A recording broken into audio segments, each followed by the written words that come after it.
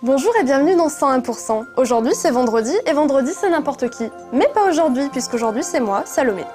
Au programme de ce 101%, nous retrouverons tout d'abord la critique du jeu indépendant Emberwind, un jeu de plateforme, puis Compiler présenté par le charmant et très séduisant Cyril Lambin, et enfin les sorties animées et mangas.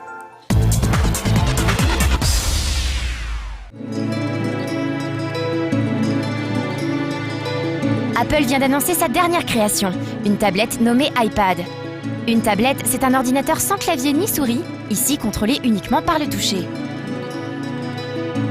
Destiné à concurrencer les netbooks, l'iPad n'a pas fait l'unanimité pour le moment. Beaucoup de fans attendaient quelque chose de révolutionnaire, et pour eux, l'iPad n'est finalement qu'un iPod Touch en plus gros. Parmi les points forts, il faut noter que le processeur de la bête est designé par Apple et qu'il permet de surfer sur le web rapidement. Les spécifications annoncent aussi une durée de charge de batterie conséquente, ainsi que la présence de tous les plus présents sur iPhone, boussole, GPS assisté et accéléromètre. On retiendra également que l'iPad est compatible avec les applications déjà disponibles pour iPhone et pour iPod Touch, lui assurant une bibliothèque conséquente à son lancement. Enfin, son premier prix est annoncé à 500 $, soit 360 € aux États-Unis, ce qui est beaucoup moins élevé que la plupart des prévisions. Par contre, comme sur iPhone, il n'y a aucun support de flash sur le web et toujours l'obligation de passer par iTunes pour gérer le contenu de l'appareil. On imagine quand même tout un tas de possibilités du côté des livres et BD électroniques, ainsi que pour la vidéo. On attend donc quand même avec impatience d'avoir l'engin entre les mains. Il devrait être disponible dans 2 mois.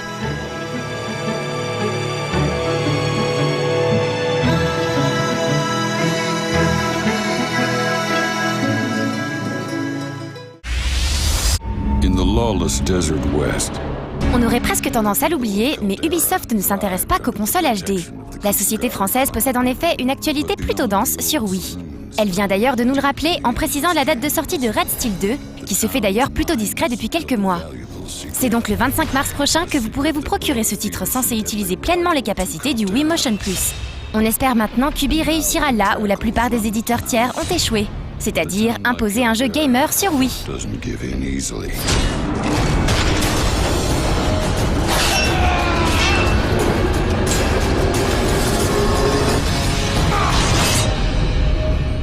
There's a storm on the horizon.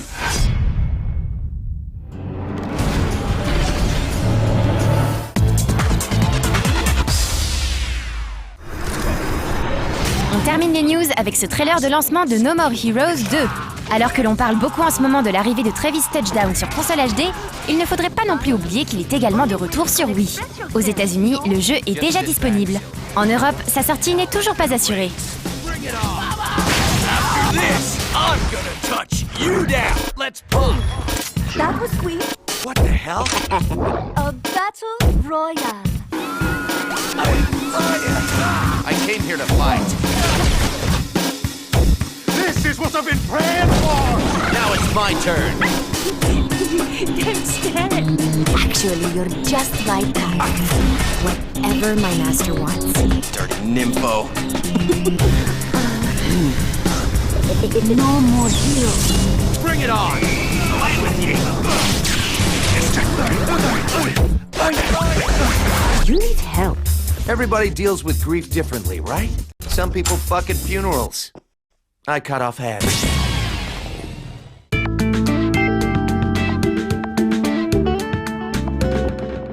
Tout de suite, retrouvons la critique du jeu Emberwind. Donc c'est un jeu de plateforme, un jeu indépendant, mais je ne sais pas ce que c'est vu que je suis une fille et je ne joue pas aux jeux vidéo.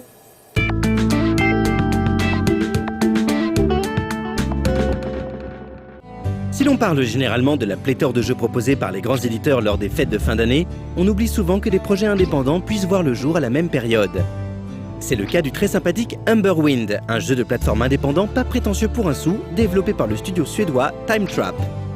Outre ses 2 membres fondateurs, 5 personnes sont venues se greffer sur ce projet. Leur but commun, prouver que l'on peut créer des jeux pour les joueurs d'aujourd'hui ayant le goût de ceux d'antan, sans utiliser une débauche de moyens techniques.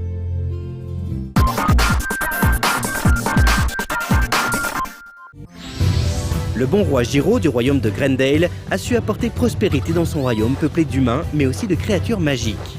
Hélas, les forces du mal dirigées par l'immonde Candlefinger, qui avait été vaincu il y a 400 ans, sont de retour et comptent bien mettre la main sur le royaume. Le sorcier et ses gremlins ont commencé à terroriser les habitants et à détruire toutes les belles avancées technologiques, mises au point lors de toutes ces années de paix et dont les habitants étaient devenus de plus en plus dépendants. Heureusement, les esprits de la forêt sont toujours là et eux seuls peuvent sauver le royaume à l'aide de leur pouvoir magique. C'est ainsi que Kindle Elderwood, le dernier des gnomes de feu, est appelé pour rétablir la lumière à Greendale et combattre les forces du mal à l'aide de sa fidèle chouette des neiges.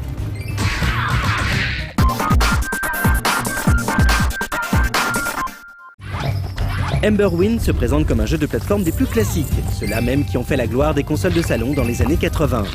Jouable au clavier ou en branchant une manette Xbox sur son PC, les contrôles sont relativement simples. Un bouton pour attaquer, un pour sauter et un pour parler et ouvrir les portes. Au fil du jeu, il sera possible de débloquer des mouvements spéciaux qui s'effectueront toujours de manière intuitive. Super saut, roulade, super attaque, etc. Pour ce qui est des attaques, outre les attaques simples qu'il est possible d'enchaîner pour déclencher un super coup au bout de 30 combos, il existe aussi des attaques élémentaires. Il faudra sauver les brownies, de très petits êtres cachés dans le niveau qui, une fois secourus, prêtent leur pouvoir à Kindle, qui effectuera ainsi des attaques de feu, de vent, etc. Une fois arrivé dans un niveau, le but est de délivrer tous les habitants séquestrés dans leur maison par les gremlins. La progression ne se fait pas de manière purement linéaire, puisqu'il est possible d'emprunter plusieurs chemins pour traverser les niveaux. De plus, il existe de nombreux passages secrets et zones cachées qui donnent un petit goût d'exploration très agréable. Tout cela permet d'ailleurs de récupérer divers bonus qui augmenteront les stats de Kingsley, comme ses points de vie par exemple. Les checkpoints, représentés par les réverbères, sont assez nombreux et contribuent à rendre le jeu très facile, puisque Kindle est automatiquement téléporté à la dernière étape dès qu'il meurt. Comme dans tout jeu de plateforme qui se respecte, les zones explorées se terminent par une confrontation avec un boss. Et on trouvera également sur son chemin des passages interludes comme des phases de shoot par exemple. Sur le plan graphique, Emberwind mixe très agréablement la 2D et la 3D. Les animations sont fluides et les effets spéciaux plutôt mignons. La musique aussi est une excellente surprise qui participe énormément à l'ambiance et à l'immersion. D'autre part, le jeu tourne sans problème même sur des configurations très anciennes ou très légères, ce qui fait plaisir quand on ne dispose pas d'une machine dédiée au jeu.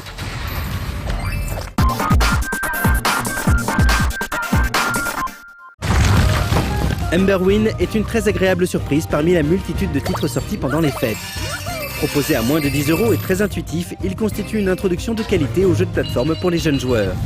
Les plus âgés le trouveront certes un peu trop court à cause de son absence de difficulté, mais le fun est là, c'est le principal. Et on pourra toujours refaire les niveaux pour améliorer ses résultats. On retrouve sans problème le plaisir que l'on ressentait en jouant aux classiques du genre des années 80-90, ce qui n'est pas négligeable. Les développeurs aiment profondément le jeu de plateforme et on le sent bien à travers le level design ou encore le travail graphique.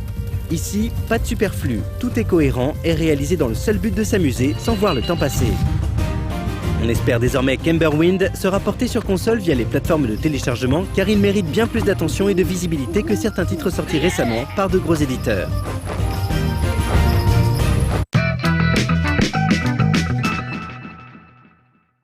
Et tout de suite, Compiler, Cyril Lambin va nous donner un petit cours de programmation dans lequel il nous expliquera ce qu'est une variable.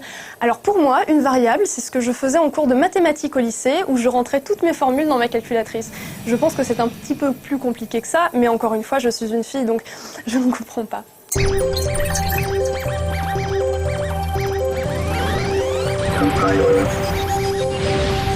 En programmation, qu'est-ce qu'une variable ? Bonjour à tous, bonjour Compile. Bonjour Cyril. Est-ce que tu sais ce qu'est une variable ? Oui, c'est là où j'ai rangé ton nom, Cyril. Ah, je ne sais pas si la réponse est claire pour tout le monde. Une variable, c'est quelque chose d'indispensable quand on fait de la programmation. C'est comme des petites boîtes dans ta mémoire dans laquelle je peux mettre des informations et aller les chercher quand je veux. Oui, je sais Cyril, tu n'arrêtes pas de t'en servir. Et en plus, tu leur donnes des noms bizarres. Ah, évidemment, rien que pour faire un calcul, c'est indispensable. Par exemple, je crée deux variables que je nomme A et B. Ah, mais attention, hein, j'aurais pu les appeler Ciao et Gros Dos si j'avais voulu. Ok, tes boîtes sont créées.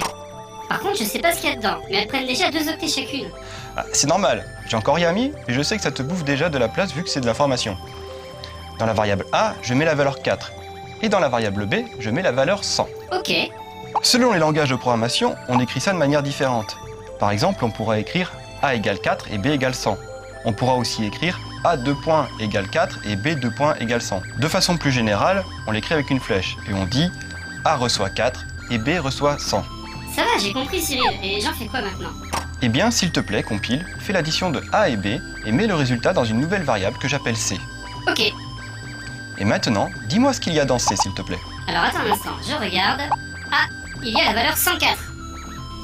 Et maintenant, s'il te plaît, je voudrais que A reçoive la valeur 20. D'accord, je vais ouvrir la boîte A, j'enlève le 4 qu'il y a dedans, et je mets un 20 à la place. C'est fait, Cyril. Et maintenant, dis-moi de nouveau ce qu'il y a dans C. Alors attends, je regarde. Ah, il y a la valeur 104. Ça n'a pas changé depuis tout à l'heure. Et oui, parce que si je veux avoir le résultat de l'addition de A et B, il faut que je te le demande. Et si je change A ou B, il faudrait que tu refasses le calcul. Je peux le refaire? Dis, je peux le refaire? Non, tu fais ce que je te dis. Bon, d'accord.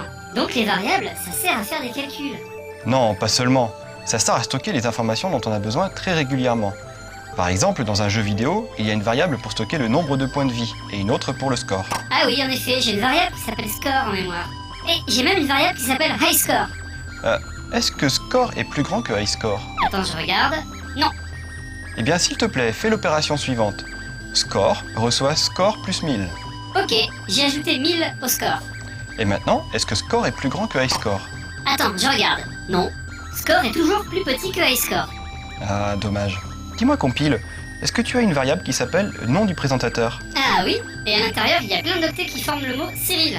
Et laisse-moi te dire que ça prend bien plus de place que le score dans ma petite tête. Nom du présentateur reçoit mon maître. Ok, Eh bien, au revoir, compile. au revoir mon maître.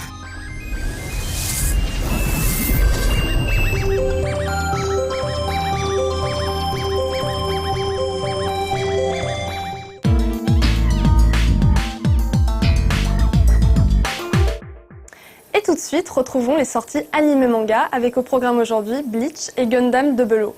Alors, je voulais parler de Hokuto no Ken, mais de prise de suite, je n'ai pas réussi à prononcer le nom Hokuto no Ken parce que je suis une fille.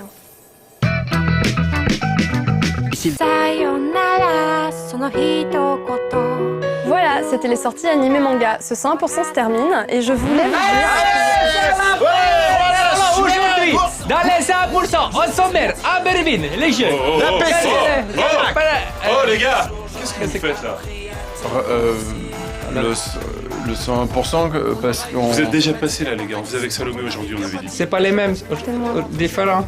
C'est les rois de la Suède. Les rois de la Suède en concert le 5 février à la maroquinerie. Dans ton ventre, flop flop comme du flan. Et moi je digère pas les œufs, ta voix me fera comme une boîte à meufs. Non, rien ne sera plus pareil demain, c'est sûr, tu seras vieille, j'en suis